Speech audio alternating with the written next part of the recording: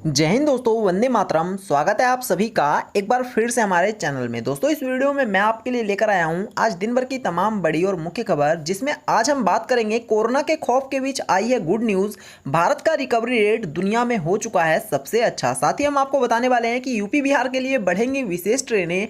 इन root पर waiting list 10 से 15 दिन तक पहुंच चुकी है। साथ ही मैं आपको बताऊंगा कि गृह मंत्रालय का राज्यों का आदेश, दूसरे राज्यों से आवागमन पर ना लगाई जाए पाबंदी। साथ ही हम बात करेंगे कि बिजली मंत्रालय ने कहा है देरी से भुगतान पर अधिकतम 12% अधिभार लगाएं बिजली उत्पादक कंपनियां। इसके अतिरिक्त कोरोना संकट में मनमानी करने वाले प्राइवेट स्कूल अब मुश्किल में फंस सकते हैं। साथ ही दुनिया में बढ़ी पहली कोरोना वैक्सीन की मांग, रूस ने मांगी भारत से इस तरह की मदद। साथ ही दिल्ली दहलाने विस्फोट के साथ आया था आईएसआईएस आतंकी, पुलिस ने एनकाउंटर के बाद कर दिया साफ। तो इन तमाम बड़ी खबरों के बारे में मैं आपको इस वीडियो में बताने वाला हूं, इसलिए आप इस वीडियो को पूरा ध्यान से और अंत तक जरूर देखना, क्योंकि एक एक खबर आपके लिए छांट कर लाई गई है। इसलिए इस वीडियो को लाइक करना, साथ ही इसे और लोगों के साथ शेयर करना, ताकि हमारी मेहनत सफल हो सके।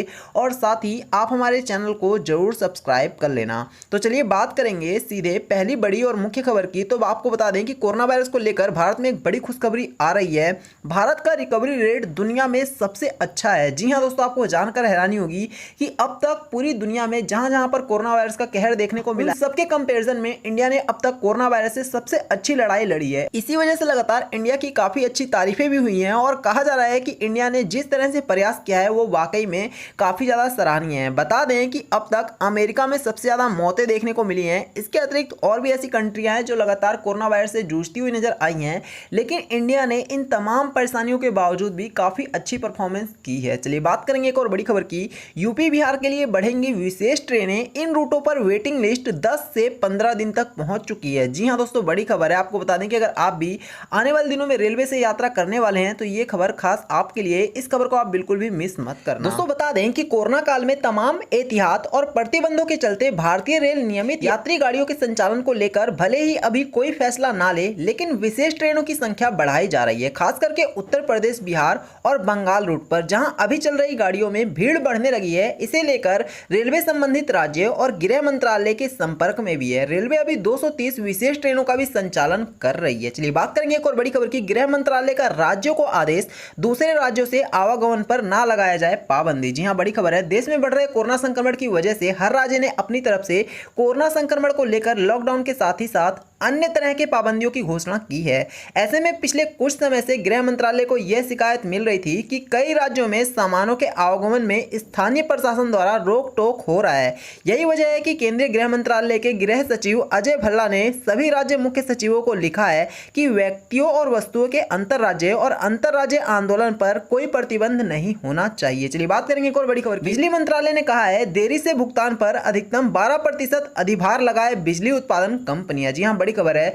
बिजली मंत्रालय ने बिजली उत्पादक और पारेषण कंपनियों को सलाह दी है कि वे बिजली वितरण कंपनियों के देर से भुगतान करने पर उनसे विलंब शुल्क के तौर पर 12% से अधिक अधिभार ना लें। कोविड-19 महामारी के चलते इस क्षेत्र में जारी तनाव को देखते हुए यह बात कही गई है। इस समय विलंब शुल्क के कई मामलों में अधिभार के दर पर प्रति वर्ष 18% है और इससे लॉकडाउन के दौरान डिस्कॉम पर बुरा असर पड़ा है। मंत्रालय ने एक बयान में कहा है कि इस कदम का मकसद डिस्कॉम पर वित्तीय बोझ को कम करना है, जो इससे उपभोक्ताओं को भी लाभ मिलेगा। तो बता दें कि लॉकडाउन के दौरान जिस तरह से बिजली का बिल काफी अधिक आ रहा है और इस वजह से बिजली कंपनियां काफी ज्यादा उस पर ब्याज भी लेने लग गई है, क्योंकि बहुत सारे लोग बिजली का बिल पे नहीं कर पाते हैं। इस वजह से ये बयान जारी करके कहा गया है बिजली मंत्रालय की तरफ से कि लोगों से कम पैसे वसूले जाएं और साथ ही ब्याज की राशि को कम किया जाना चाहिए। चलिए बात करेंगे एक और बड़ी खबर की।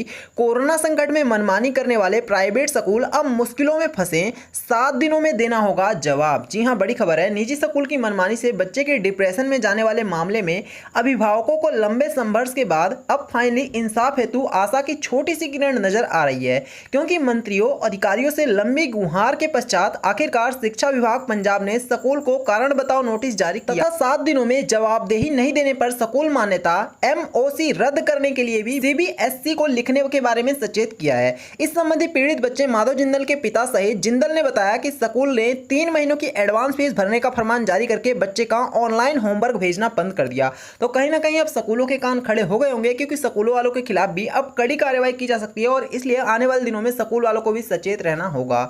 बात करेंगे एक और बड़ी खबर की, दुनिया में बढ़ी पहली कोरोना वैक्सीन की मांग, रूस ने मांगी है भारत से इस तरह की मदद। जी हां, बड़ी खबर है। जिसके बाद बड़ी संख्या में वैक्सीन बन सके जो ज्यादा से ज्यादा लोगों तक पहुंच सके, दुनिया की पहली कोरोना वैक्सीन स्पुतनिक वी को रूस के Gamaleya research institute epidemiology and microbiology ने रशियन डायरेक्ट इन्वेस्टमेंट फंड के साथ मिलकर बनाया है। खास बात यह है कि इस वैक्सीन के तीसरे चरण में अब तक क्लिनिकल ट्रायल नहीं किया गया है। इस वैक्सीन को लेकर त्रिमेयो का कहना है कि विश्व के कई देश इस वैक्सीन की मांग बड़े स्तर पर करने लगे हैं, इसलिए अब इसका बड़े स्तर पर उत्पादन करने की जरूरत है। रूस का यह साफ मानना है कि जिस स्तर पर वैक्सीन की मांग है और उसका उत्पादन करना है उसे सिर्फ भारत ही कर सकता है। इस वजह से भारत से रूस ने सीधे सीधे मदद मांगी और कहा है कि हमारी वैक्सीन उत्पादन में काफी मदद करना होगा भारत को।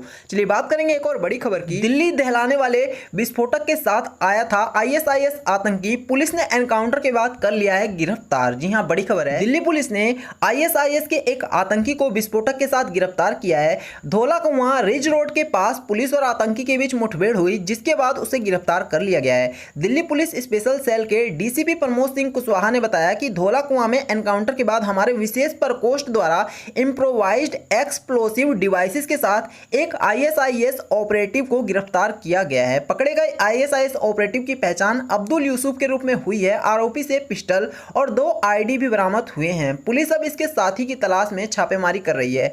कहा जा रहा है कि जब से अयोध्या राम मंदिर बनने का डिसीजन आया है तभी से काफी सारे लोग ऐसे हैं जो कि पूरी तरह से दिल्ली में बम विस्फोट करके दिल्ली को दहलाने की कोशिश कर रहे थे। चलिए बात करेंगे एक और बड़ी खबर की, भारी हंगामे के बीच पारित हुआ कमजोर सवर्णों को नौकरी में आरक्षण बिल, अखिलेश बोले बहुमत का अपमान है। जी हां, बड़ी खबर है।